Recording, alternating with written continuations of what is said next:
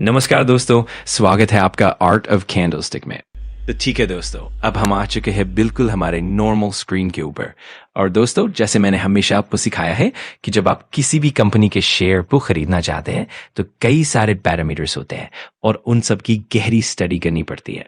उनमें से एक पैटर्न होता है शेयर होल्डिंग पैटर्न। हाँ, उसे अच्छे से समझना जरूरी है।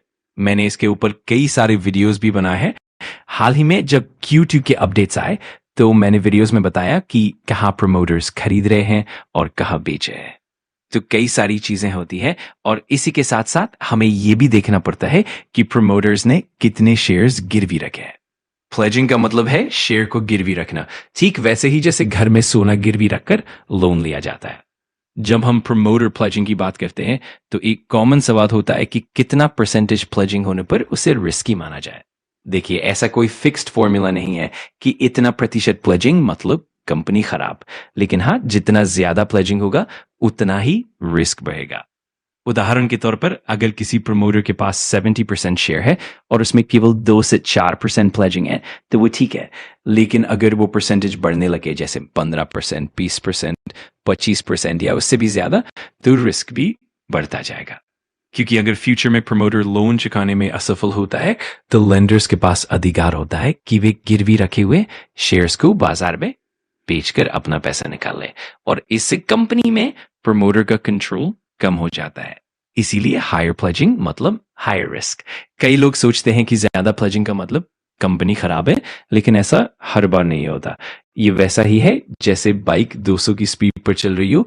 इसका मतलब ये नहीं कि एक्सीडेंट होगा ही, लेकिन अगर हुआ तो डैमेज पड़ा हो सकता है।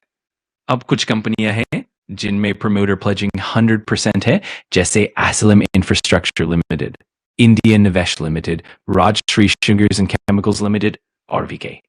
तो इस तरह से प्रमोटर प्लेजिंग का कॉन्सेप्ट समझना जरूरी है ताकि हम सही डिसीजन ले सकें। तो चलिए हम इन कंपनियों पर थोड़ी और गहराई से नजर डालते हैं।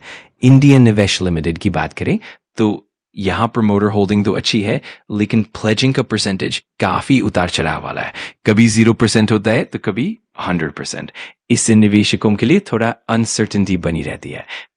Rajshree sugars and chemicals limited में भी प्रमोटर प्लेजिंग 100% है और ये शुगर और केमिकल्स के बिजनेस में है, तो यहां भी लेंडर्स के लिए रिस्क बढ़ जाता है। एनर्जी मैनेजमेंट सॉल्यूशंस जैसी कंपनियों में जहां प्रमोटर होल्डिंग कम है और प्लेजिंग 100% है, वहां रिस्क और भी ज्यादा बढ़ जाता है। इसका मतलब है कि असल कंट्रोल कहीं और है और ये निवेशकों के लिए और भी खतरे की बात हो सकती है। इसी तरह से हम देखते हैं कि अलग अलग कंपनियों में प्रमोटर प्लेजिंग के अलग अलग प्रभाव होते हैं और इनका सही अंदाजा लगाना बहुत जरूरी है। हम आगे बढ़ते हैं और कंपनी पर नजर डालते हैं। बैरम इस्पात एंड एनर्जी लिमिटेड की बात करें तो ये फेरो एलॉयज और स्टील से जुड़ा काम करता है। यहां भी प्रमोटर प्लेजिंग 100% है और डेटा भी काफी पुराना है, जिससे एक तरह का अनसर्टेनिटी बना रहता है। हैनंग टॉयज एंड टेक्सटाइल्स भी एक और उदाहरण है जहां प्रमोटर होल्डिंग अच्छी है, लेकिन प्लेजिंग 100% होने से रिस्क बढ़ जाता है। फिर मीडिया एंड एंटरटेनमेंट से जुड़ी कंपनियों में भी हम देखते हैं कि जब प्रमोटर प्लेजिंग 100% तक पहुंच जाता है तो निवेशकों के लिए जोखिम और भी बढ़ जाता है। इंटरनल मॉडल लॉजिस्टिक्स कंपनी जैसी कंपनियों में भी जहां प्रमोटर होल्डिंग कम है और प्लेजिंग 100% है, वहां भी रिस्क काफी अधिक हो जाता है क्योंकि कंट्रोल कम हो जाता है।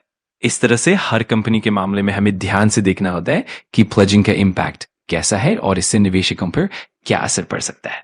एक और कंपनी जिसका प्रमोटर होल्डिंग कम है, जैसे कि 25% और प्लेजिंग 100% है, वहां भी बहुत ज्यादा जोखिम होता है। इसका मतलब है कि प्रमोटर का नियंत्रण बहुत कम हो जाता है और इससे कंपनी में जोखिम बढ़ जाता है।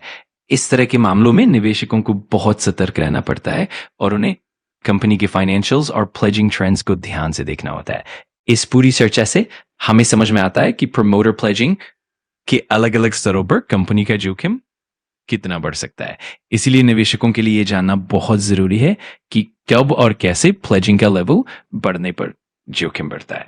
अगर आप चाहें तो हम इस विषय पर और भी विस्तार से बात कर सकते हैं या किसी भी खास कंपनी पर ध्यान दे सकते हैं।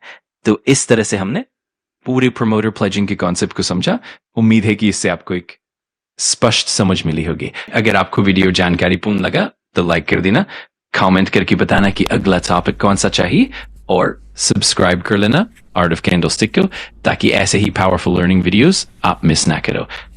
Thanks for watching. मैं मिलता हूँ अगली वीडियो में। सीखते